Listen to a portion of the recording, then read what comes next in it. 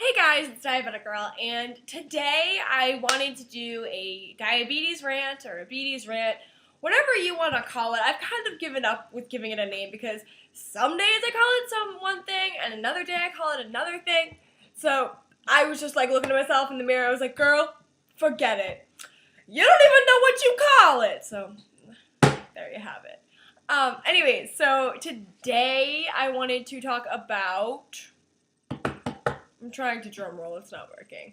So today I wanted to talk about diabetes burnout, just because sometimes it's not really discussed with your doctor or your primary care physician or whoever that may be, and that is okay. Diabetes burnout actually sounds really like a lot worse than it is. It's like that term is used and you hit the lowest of the low. It's like you're in the darkest spot you're ever in. You're never, ever, ever coming back. Like, diabetes burnout is, like, it's pretty bad, but, like, it's not as bad as, like, people make it out to be. Like, it's literally ridiculous.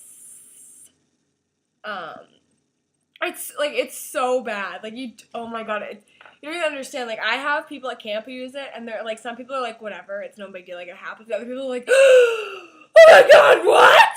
And it's awful. It all depends on who the person is, of course. So, anyways, I want to talk about diabetes burnout. And if you guys are saying, diabetic girl, why can you do that? Because I went through a burnout for 3 months. Woo. I've actually been waiting a really long time to talk to you guys about this. This is actually why I stopped making videos for so long in the summer. And not only was, like, my dad in the hospital and I had, like, 1,001 weddings to go to, but I was suffering an awful burnout, and it was not fun at all. I honestly think it's a miracle that I didn't have DKA once while I was, like, burnt out. I'm gonna try to take you through the process of my brain and my diabetes right now, which might be really hard because, well, this is me we're talking about. So, who's ready to learn some... Hold on.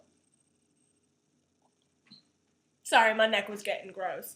So, who's ready to learn about burnout? Woo! Okay, so, diabetes burnout doesn't have, like, a technical definition, but it's generally known as when you or a diabetic, depending on how you're watching this video, if you're diabetic or you're not, I don't judge, I don't judge.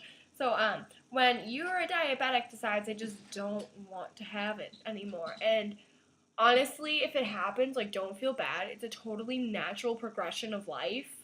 It happens. My mom, when I was first diagnosed, had a wicked burnout. So, like, don't freak out. Like, don't let every doctor convince you that, like, you're going to die. Like, you'll be fine. I promise. Okay, so my burnout started when my mom was asked to step out of my diabetes for a couple of months. Just because, my mom is controlling and crazy. So she was asked to step out of my diabetes, and I was fine the first couple of weeks, but then as school was kind of ending, I was like, I really don't want to do this anymore. Like, I don't want diabetes. And so I just stopped. Like, I would check, like, 2 times a day, and, like, I'd give insulin for everything I ate, which, like, obviously isn't enough to take care of diabetes. You guys know that just as well as I do. So, woo, I'm smart. And so then when summer began, it, like, became, it was more of, like, I'm not gonna bother checking. I'll give insulin as much as I need to, but I'm not checking my blood sugar. Another really, really smart move on my behalf. And so then after that, I went to camp, and I was like, okay, you know what, I'm gonna do this. I'm gonna get myself back on track, because I have little campers who really depend on me, and I can't let them down while letting myself down. I can't do it to them, and I can't do that to myself. I have so many campers who look up to me. I'm not going to let that happen. And it worked for, like, the first 2 days of Boston Day Camp, and then I was like, it's not happening. And then I tried again when I did Worcester, and it worked a little bit longer, but not by that much. And, like, even after camp, like, I was with diabetics all the time, and I still wasn't checking. And I was like, there has got to be something wrong here. And, I kind of, gently, tried to bring it up in conversation, and it just didn't work. So, I leave camp and continue my burnout, which was just awful. It was so bad. Oh, my God. So, continue my burnout, and then in August, I went to my doctor's office, and I had an A1C of 11.5 because I hadn't really been checking my blood sugar, and when I was checking it, it was, 400. So I had an A1C of 11.5. I hadn't taken so I only have one kidney, so I have, a med to, regulate my body, and then I have a thyroid problem, so I hadn't taken those since, April, went weeks without changing my pump site, and I was like, you know what, this is a wake-up call. I have to get back in line. I can't be doing this to myself. It's dangerous. It's, sometimes a burnout isn't that bad if it lasts, a week or two, but mine was, 2 months, and I didn't think to ask anyone for help just because I thought I could do this on my own, and obviously I couldn't, and that's okay. Don't feel defeated because you can't do something that you're not ready for. I should have known that moment I wasn't ready, but I didn't want to bother thinking about that stuff. And honestly, looking back on it, it wouldn't have been that big of a deal if I'd asked for help because I obviously needed it more than I wanted to need it. And I guess that's embarrassing. To be able to say that is just weird.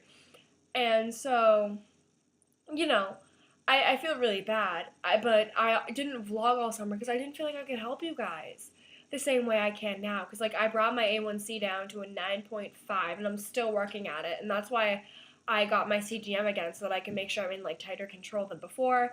And there are just so many things that needed to happen that didn't happen.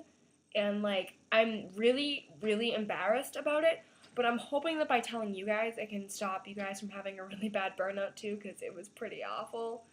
And I just hope that you guys can stay safe and you love your diabetes. Or not. I don't care.